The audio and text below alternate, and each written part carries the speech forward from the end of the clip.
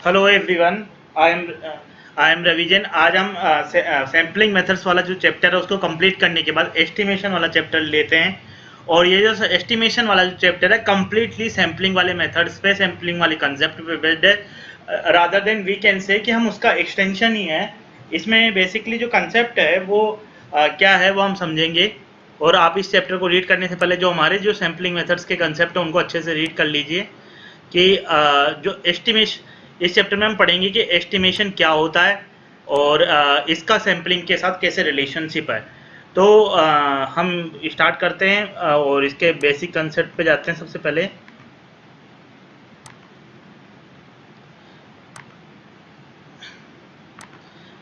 What is estimate. तो ये हम देखते हैं, estimates are numbers that represent parameters of a population, they are derived from samples. पहले तो ये जो कंसेप्ट आपको ये समझना पड़ेगा। फॉर एग्जांपल आपके पास हमने देखे थे पॉपुलेशन और उसमें से अपन सैंपल लेते थे, पॉपुलेशन और उसमें से अपन सैंपल लेते थे। तो कोई भी सैंपल लिया हमने किसी भी साइज का, तो ये बोलना चाह रहा है कि पॉपुलेशन के किसी भी पैरामीटर को रिप्रेजेंट कर, जैसे पॉपुलेशन का मीन हुआ, पॉपुलेशन का स्टैंडर्ड डेविएशन हुआ, उसका आप एस्टिमेट कर रहे हैं तो उस चीज को क्या बोलेंगे अपन, एस्टिमेट। और ये जो एस्टिमेट है पॉपुलेशन के मीन और स्टैंडर्ड डेविएशन जो मैं बात कर रहा हूँ, ये निकालते हैं अपन कैसे, सैंपल से। किससे निकालते हैं, सैंपल से, नहीं कि पॉपुलेशन से, क्योंकि पॉपुलेशन तो बहुत बड़ी है, अपन नहीं निकाल सकते। जैसे फॉर एग्जांपल अपन को कोई एस्टिमेशन निकालना कि कितने लोग वोट देते हैं, तो अपन पॉपुलेशन से नहीं निकाल, या कितने लोगों ने पर्टिकुलर पार्टी को वोट दिया है, या ये कितने लोग ऑफिस में जींस पहनना पसंद करते हैं रादर देन फॉर्मल्स। तो उसका मतलब अपन सारे ऑफिस के गोइंग पीपल का सर्वे नहीं कर सकते, सारे की सैंपलिंग नहीं कर, सारे का डाटा नहीं ले सकते। इसके लिए अपन क्या लेते हैं, सैंपल। और उसी के एस्टिमेट से हम क्या करते हैं, सारा चीज एनालिसिस करते हैं। हम देखेंगे कि कैसे हमारा जो सैंपल है उसका, इसका ये मतलब है, आप फॉर इस जो पहला कंसेप्ट है उसका ये मतलब है, पॉपुलेशन पॉपुलेशन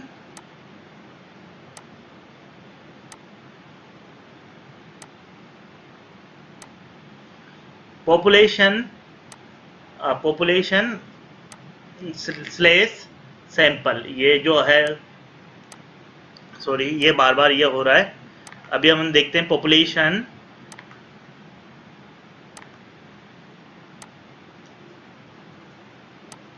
स्लेस सैंपल। आप ये मान के चलो कि ये जो ये बताना चाह रहा है कि पॉपुलेशन का अगर कोई डाटा निकालना है तो पॉपुलेशन का डाटा बराबर सैंपल का डाटा। कोई भी एक पर्टिकुलर अपन आप जब भी आपको एनालिसिस करते हैं, फॉर एग्जांपल कोई कंपनी ये आइडेंटिफाई करना चाह रही है कि उसके पास वो जो मैन्युफैक्चर कर रहे हैं बहुत सारा है, तो उनमें से कितना आइटम डिफेक्टिव है, और उन्होंने मान लो एक सैंपल 100 का डिफेक्ट 100 आइटम्स का सैंपल लिया और उसमें उन्होंने ऑब्जर्व किया कि तीन पार्ट जो तीन आइटम्स है वो डिफेक्टिव है। तो उन्होंने वो एक 100 का सैंपल लिया था, उसमें 3 डिफेक्टिव है, तो 3/100 मतलब इतने आइटम डिफेक्टिव है। तो यही चीज किसको मानी जाएगी, पॉपुलेशन को मानी जाएगी।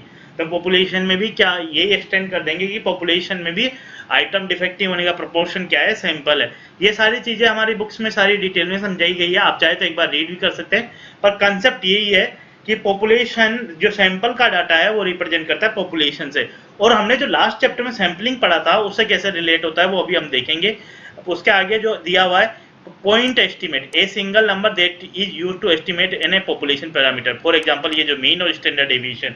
पर उसके आगे जो होता है एक इंटरनल इंटरवल एस्टिमेट, वो ये होता है, describe a range of values which a population parameter is likely to be. इसका मतलब है कि मान लो कि पॉपुलेशन पैरामीटर कि भाई यहाँ से लेकर पॉपुलेशन की, भाई पॉपुलेशन है कि 500 से लेकर 600 तक डाटा होगा, इस टाइप का अगर कोई एस्टिमेट है कि 90% कॉन्फिडेंस, 90% प्रोबेबिलिटी के साथ पॉपुलेशन का कोई डाटा है, ऐसे इंटरवल है, तो वो उसको इंटरवल एस्टिमेट करते हैं। और इंटरवल एस्टिमेट के साथ जो प्रोबेबिलिटी जुड़ी होती है उसको कॉन्फिडेंस लेवल कर। ये जो दोनों पार्ट है, इंटरवल एस्टिमेट और कॉन्फिडेंस लेवल, आपको मैं जब हम एग्जांपल करेंगे, एक एग्जांपल के थ्रू हम सारा कंसेप्ट समझ लेते हैं, फिर उसके बाद आपको सारा कंसेप्ट क्लियर हो जाएगा। What is estimate, what is point estimate, what is internal estimate and what is confidence level. तो हम एक सिंपल एग्जांपल लेते हैं जो कि हमारे एग्जाम में पहले आया हुआ है, एग्जाम ओल्ड पेपर है ये।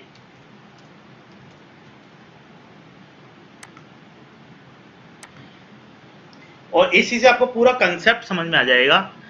हम क्या कर रहे हैं, एक सैंपल ले रहे हैं 225 ऑब्जर्वेशन का। A sample of 225 observation is found to have a mean of 2463.1 और स्टैंडर्ड डेविएशन है 784.9। जो इसका स्टैंडर्ड डेविएशन है वो क्या है, 784.9।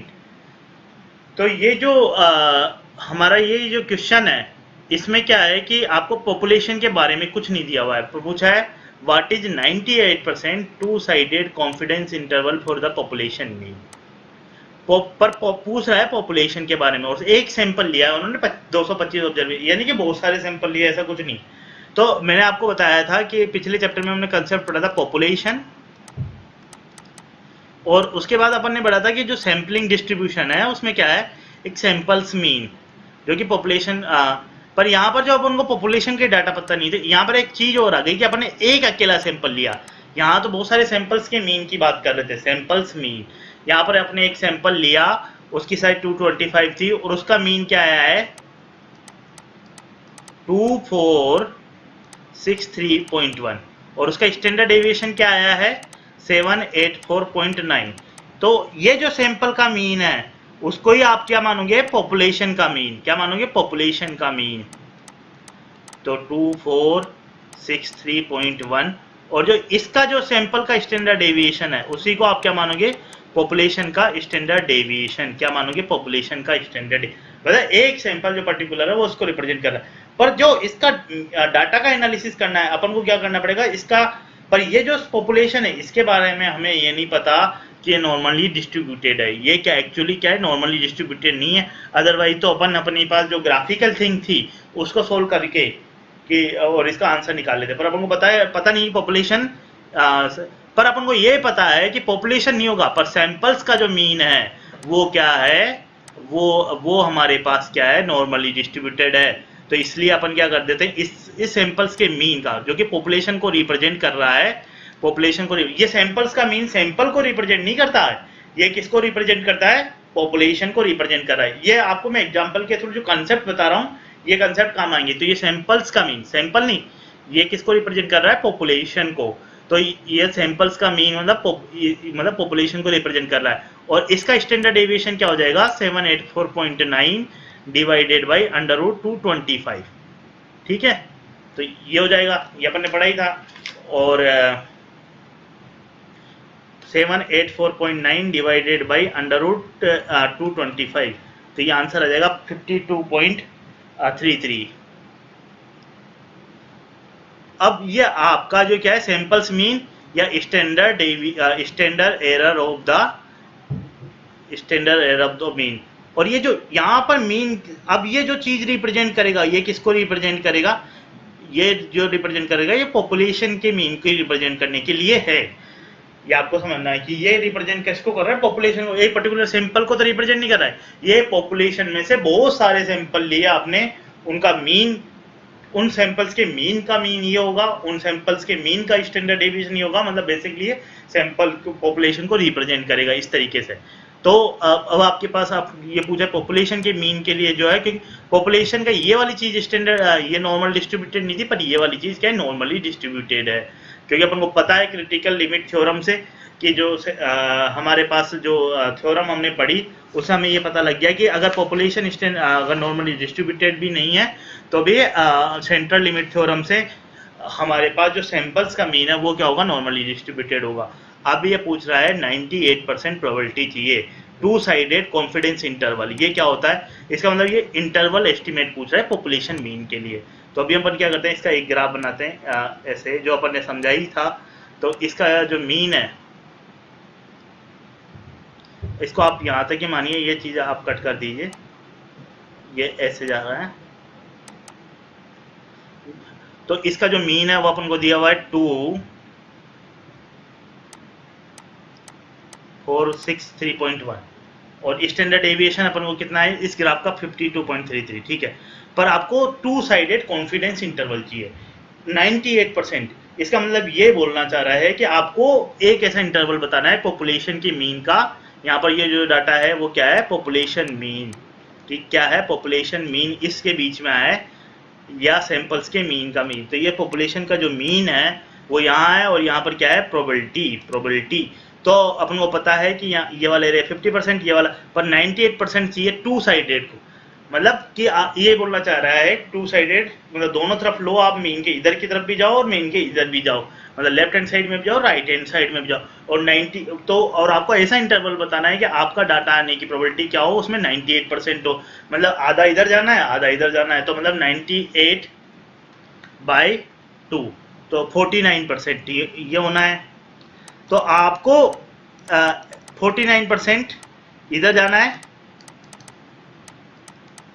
और 49% इधर जाना है। तो आपको 49% के लिए पता लगाना है कि भाई ये चीज है सिग्मा, मतलब जो आपका स्टैंडर्ड डेविएशन का कितना गुना इधर जाना है। पहले उस वाले एग्जांपल्स में क्या होता था, आपको कितना गुना जाना है पता होता था और आप प्रोबेबिलिटी पता लगाते थे। यहाँ पर हो क्या रहा है, उल्टा हो रहा है, आपको पता है ये प्रोबेबिलिटी है और कितना गुना जाना है स्टैंडर्ड डेविएशन का। तो हम उल्टी, जो हमारी टेबल है उसमें उल्टी तरीके से देखेंगे। जो हमारी टेबल थी हमने कल जो पुराने पेपर्स में देखी थी, वो जो पुराने एग्जाम्पल्स में देखी थी, जो हमारी टेबल थी उसको हम वैसे देखेंगे।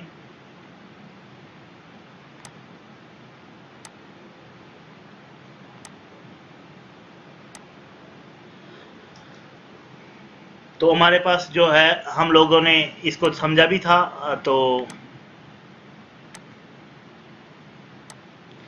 ये जो 98% के लिए लगभग हमारा आंसर आ जाएगा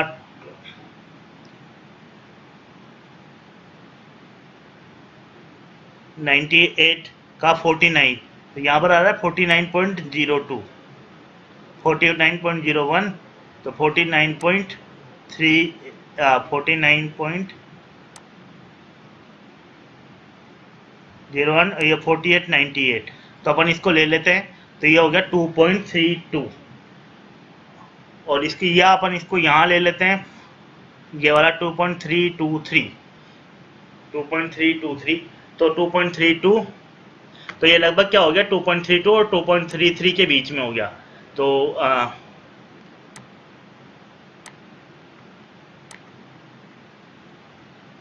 तो ये हमारे पास हो गया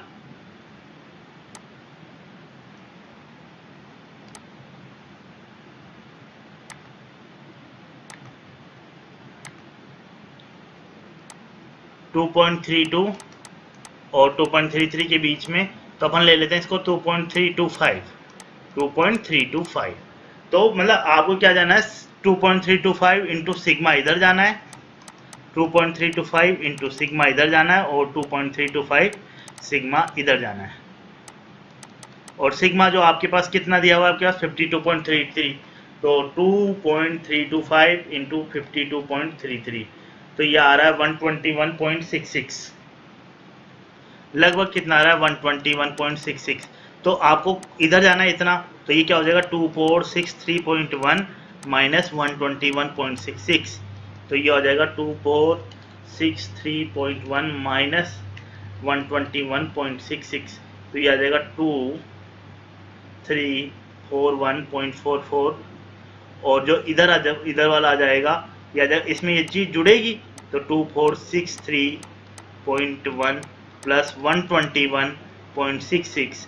ये कंसेप्ट अगर आपको पूरा कंटिन्यूटी में समझते जाएंगे, तो पिछले चैप्टर का 2463.1 प्लस 121.66, तो ये आ जाएगा 2584.76, 2584। तो ये जो आप देख रहे होंगे ए ऑप्शन है करीब, ये हमारा आंसर आ जाएगा ए। इसमें एक चीज है, ये वाली जो लिमिट है, इसको एक और नाम दिया है, और ये इंटरवल एस्टिमेट हो गया, ठीक है ना।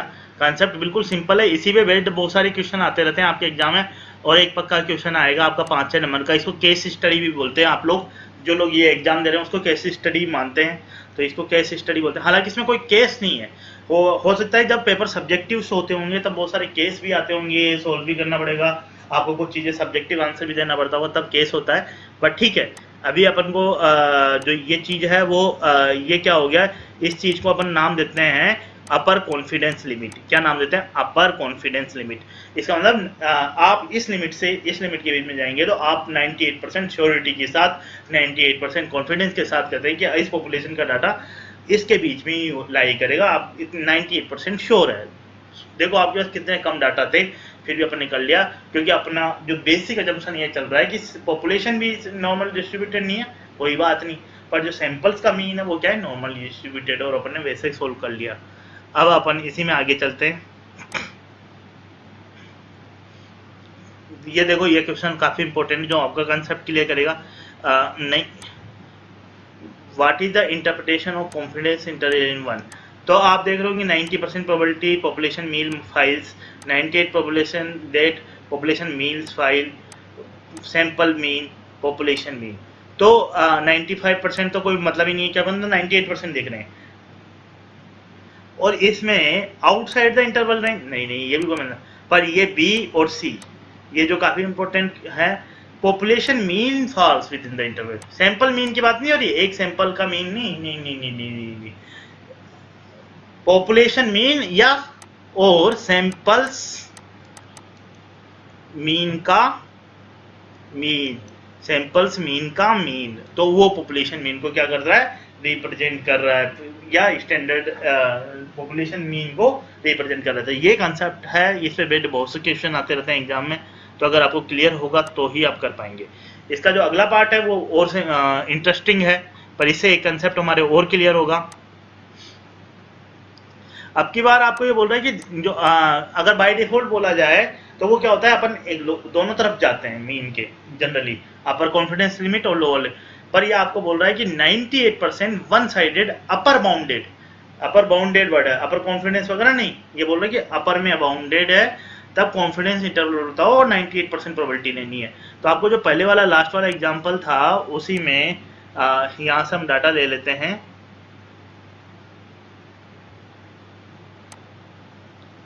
2463.1 और अपना जो मीन था वो स्टैंडर्ड एरर आ रही है 52.33। तो ये अपन ने डाटा ले लिया, और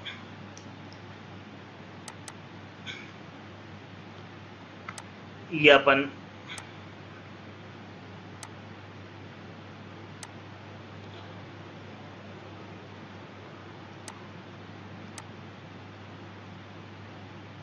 ये आपका मीन है 263.1 और स्टैंडर्ड डेविएशन आपका कितना है, सिग्मा आपका जो स्टैंडर्ड डेविएशन है वो है 52.33।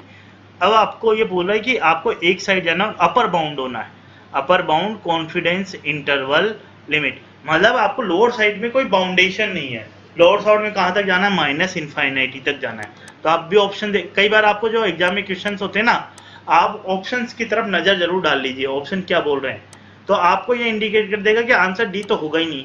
तो अगर मान लो आपको कंसेप्ट भी पता नहीं है अपर बाउंड का, अपर कॉन्फिडेंस लिमिट और लोअर कॉन्फिडेंस लिमिट की बात नहीं है, अपर बाउंड का मतलब ऊपर तो बाउंडेड है पर नीचे की तरफ बाउंडेड नहीं है, मतलब पीछे की तरफ लोअर साइड में बाउंडेड नहीं है, अपर बाउंड है। तो आपको माइनस इन्फाइनिटी से ऐसा इंटरवल पता लगाना है ताकि आपको क्या हो, अपर साइड में बाउंड करना है, मतलब कोई ऐसी जगह पता लगानी है ताकि आपके पास जो इस एरिया की प्रोबेबिलिटी है वो क्या है, 98% आए।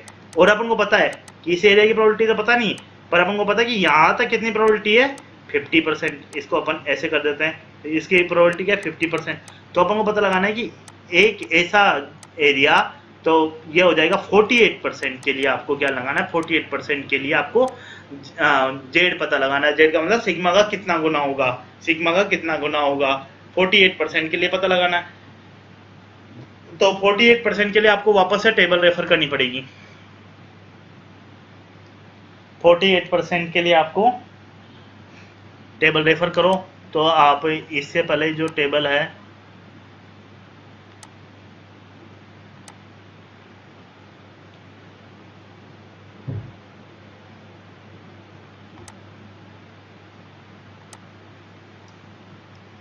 तो ये लगभग 2 के आसपास आएगा, 48% यहाँ पर आ रहा है, तो ये 2.05 और 2.06 के बीच में, तो 2.055 ले लेते हैं अपन, 2.055 ले लेते हैं,